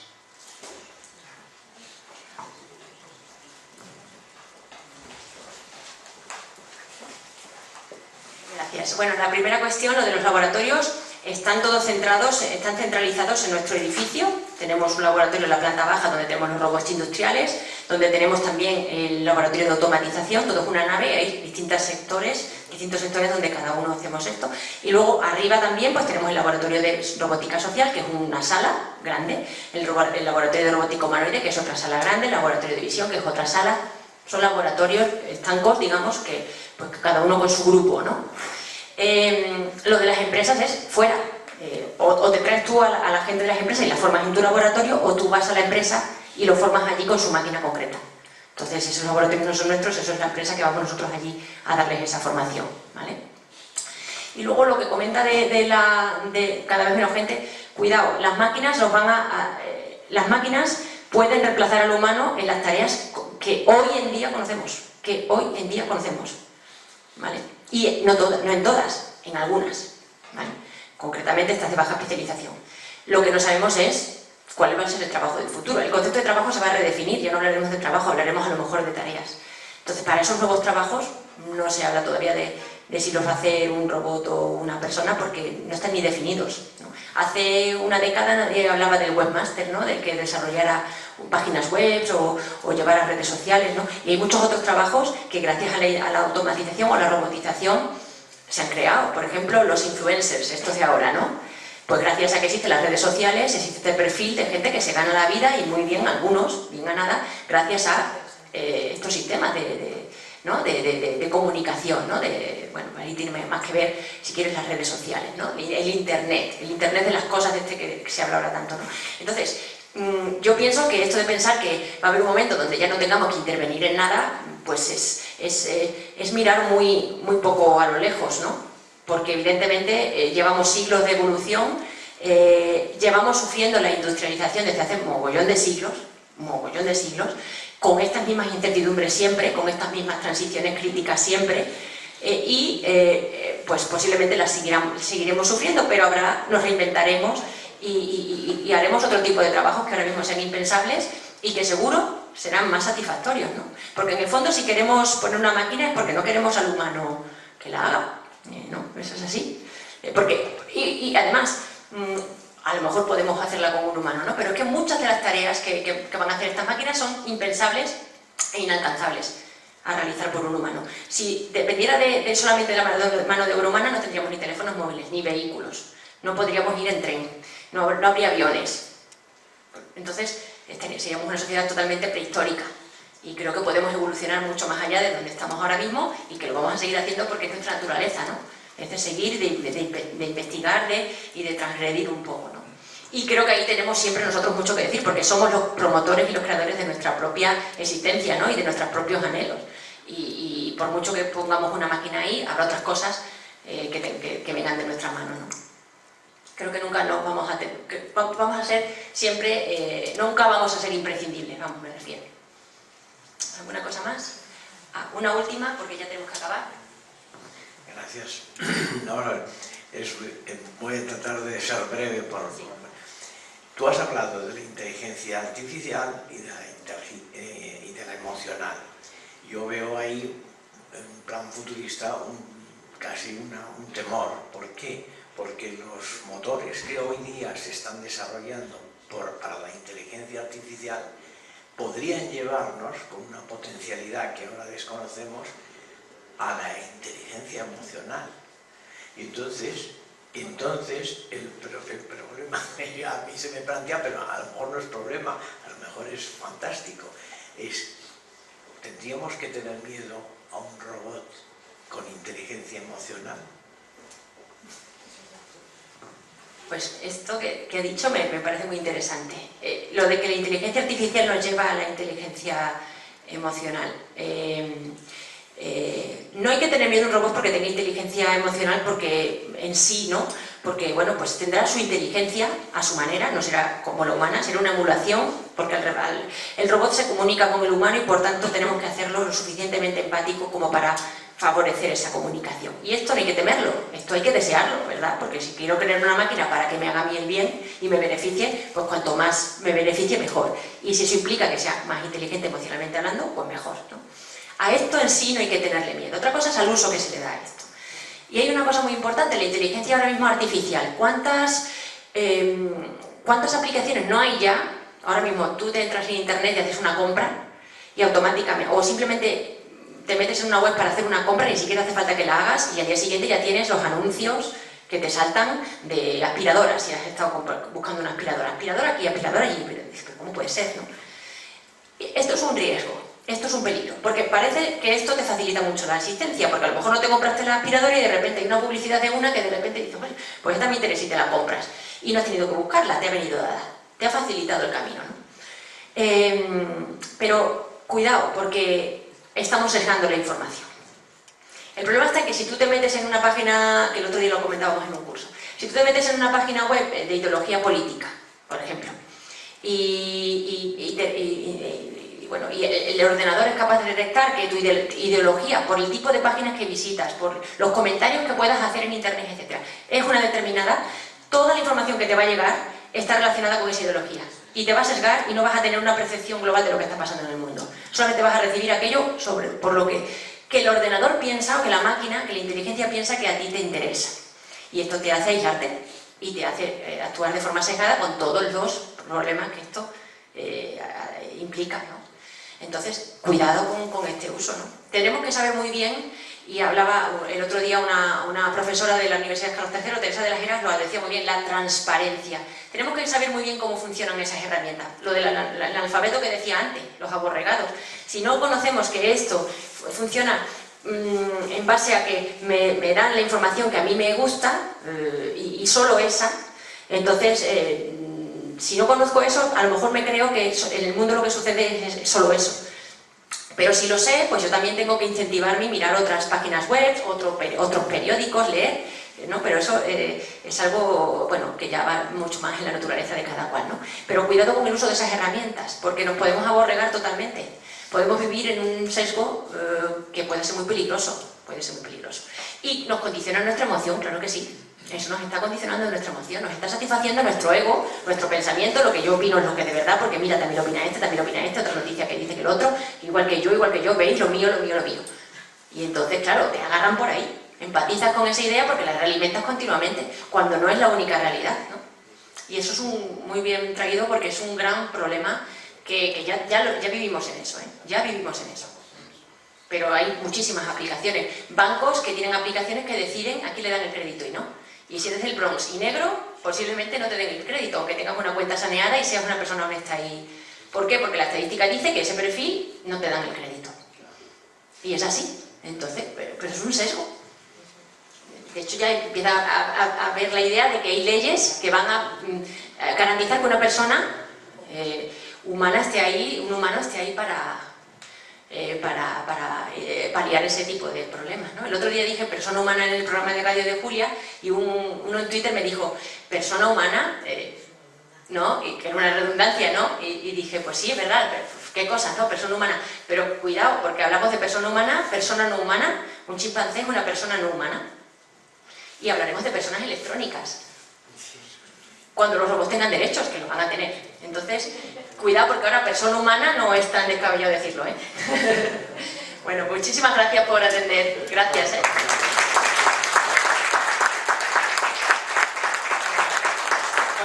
Muchísimas gracias. Bueno, a mí me ha parecido súper interesante. A mí particularmente me encanta la robótica. Yo creo que todo siempre es sesgado. Yo siempre cuento que en el año 88 a mí no me dieron una tarjeta de crédito en un banco principal de este país, me iba a vivir fuera, teniendo nómina domiciliada de 4 años antes, porque necesité la firma de un hombre. Mi marido no estaba ya en Estados Unidos y tuvo que venir un amigo mío a pasarse por mi marido para que me autorizasen. Vamos, no me comí al del banco pues porque me iba a los pocos días a Estados Unidos y necesitaba la visa. Estamos hablando del año 88, o sea que el sesgo no lo podemos, yo creo que no lo podemos echar la culpa a la máquina, sino a nosotros mismos, sinceramente, porque somos los que programamos. Los robots harán lo que nosotros queramos que hagan.